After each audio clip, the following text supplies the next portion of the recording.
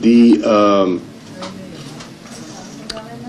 economic geography of the region and globally, how it's changing, how the economic rise of China is having an impact on the global economic situation.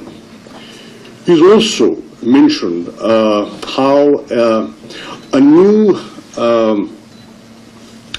bolden approach, as he calls it, and I call it the Hindutva approach, how it has had an impact on a formulation of policy or thinking, the mindset that we see in the leadership on the eastern side of Pakistan.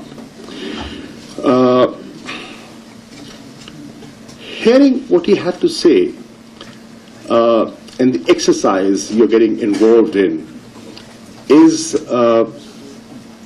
reinforcing my point of view that for a transformational foreign policy, as the ambassador put it, it cannot be done alone at the Foreign Office.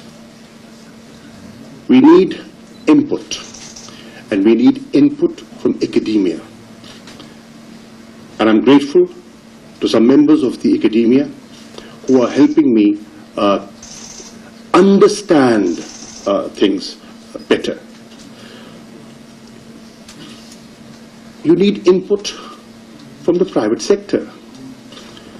In this modern corporate world, where economic diplomacy is getting increasing importance, how can you overlook the needs of the private sector? And how can you formulate policy without their input? And the Director General mentioned that I have been supportive of this institute. I should be, obviously. Here is an institution that's funded by the Ministry of Foreign Affairs, has potential to contribute. Why shouldn't it be optimally utilized? And the idea is to incorporate the views of people like you and researchers who are doing their work with passion. We in the Foreign Office a lot of times are doing day-to-day firefighting. And frankly, this is my second innings at the Foreign Office, and I've learned with time that the average officer working, very competent, very good, very dynamic, does not have time for strategic thinking. He's running from meetings to meetings. So where does the government get that large strategic picture? It's from institutes like yours, sir. Academia, professors sitting here. That's where the input comes. And that is why it is important to remain engaged with such institutions. The ambassador mentioned a transformational approach. Yes, sir. We need that transformational approach because things are changing. Things are changing in the region. Realignments have taken place, and we have to be cognizant of those realignments.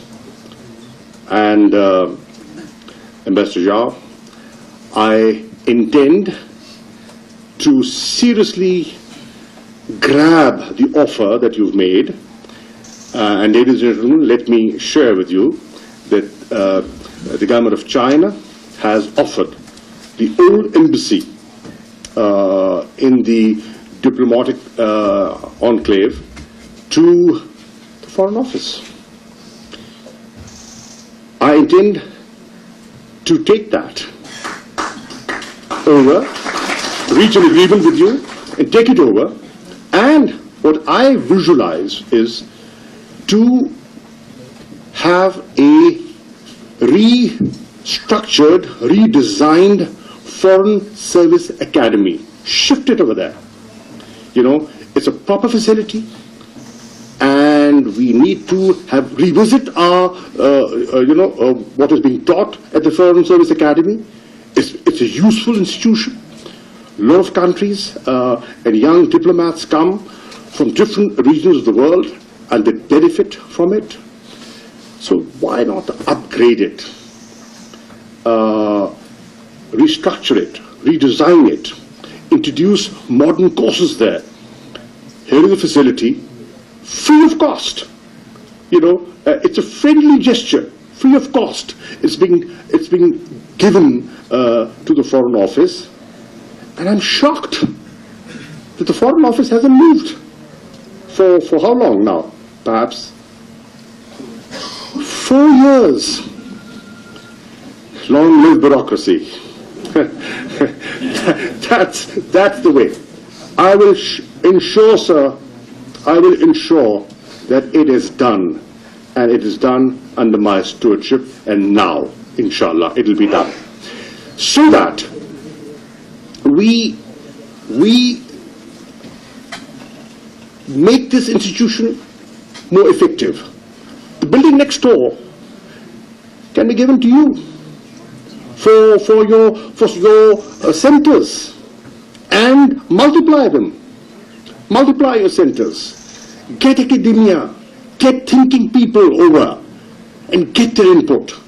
Educate us, so that we can effectively and in a more potent manner protect Pakistan's interests.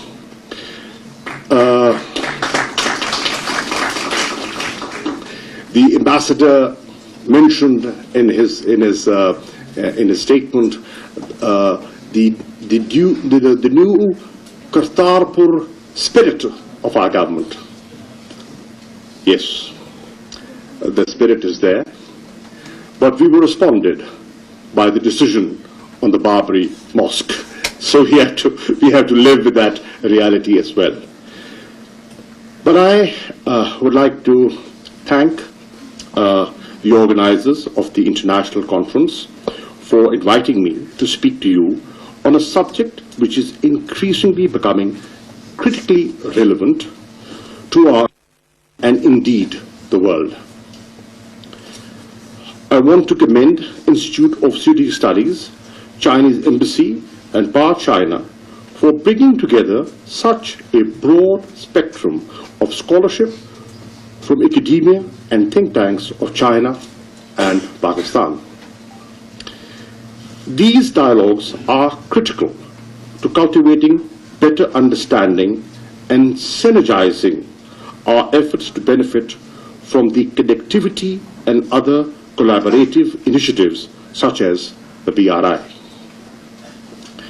In the past 6 years, since its launch in 2013, the Belt and Road Initiative has emerged as the single most effective instrument of globalism and international development cooperation.